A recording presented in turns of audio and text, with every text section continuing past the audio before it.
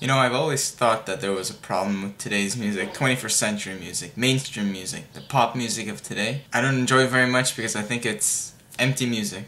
It has nothing to do with music. Today it's all about looks, it's all about image, it's all about trends. And I always thought, you know, imagine if you could go back in time a couple of decades and talk to the pop artists of back then. For example, you could talk to anyone like Miles Davis, basically anyone more than 25 years ago. You would be able to have a very good, in-depth conversation about music with them. And if you were to take, let's say, the most prominent artists from the 50s or the 60s or the 70s and have both of them talk together about music, that would be one interesting conversation about music.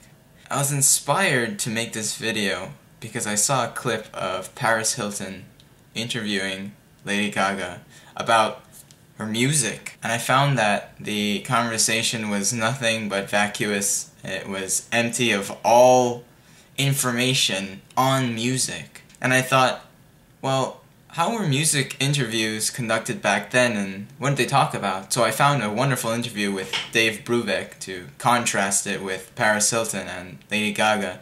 And I don't have to explain any further, you could see the difference. Check it out. So, Lady Gaga, you are incredible. You've become an icon.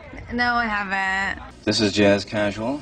I'm Ralph Gleason. You've been listening to the music of the Dave Brubeck Quartet with Paul Desmond on the alto saxophone, Gene Wright on bass, and Joe Morello drums, and Dave Brubeck on piano. All right, you won't admit it, but I'm going to say it to you. You are a fashion icon. I'm impressed. I'm loving your music.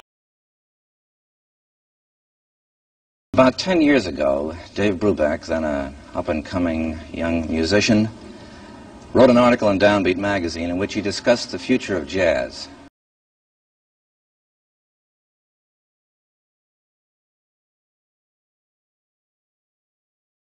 And I read a recent interview where you said that you liked me and my sister. I do. Well, you guys went to my school. I'm really very excited that you're here. It's so funny because I get asked about you on almost every interview. I brought up polytonality, that I thought we should be using more adventurous harmonic changes, and one good way to do that in jazz, which offered the musician much liberty without breaking the fundamental rules of jazz, was to keep the basic chord progressions of any standard tune. Say a pianist would play in this key in one hand, but in this hand play in a new key, a different key.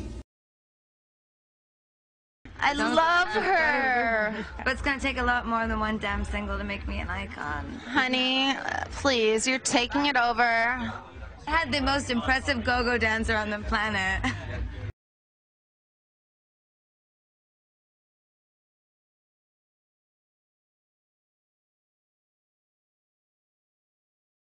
Now, rhythmically, I talked in terms then of doing things polyrhythmically.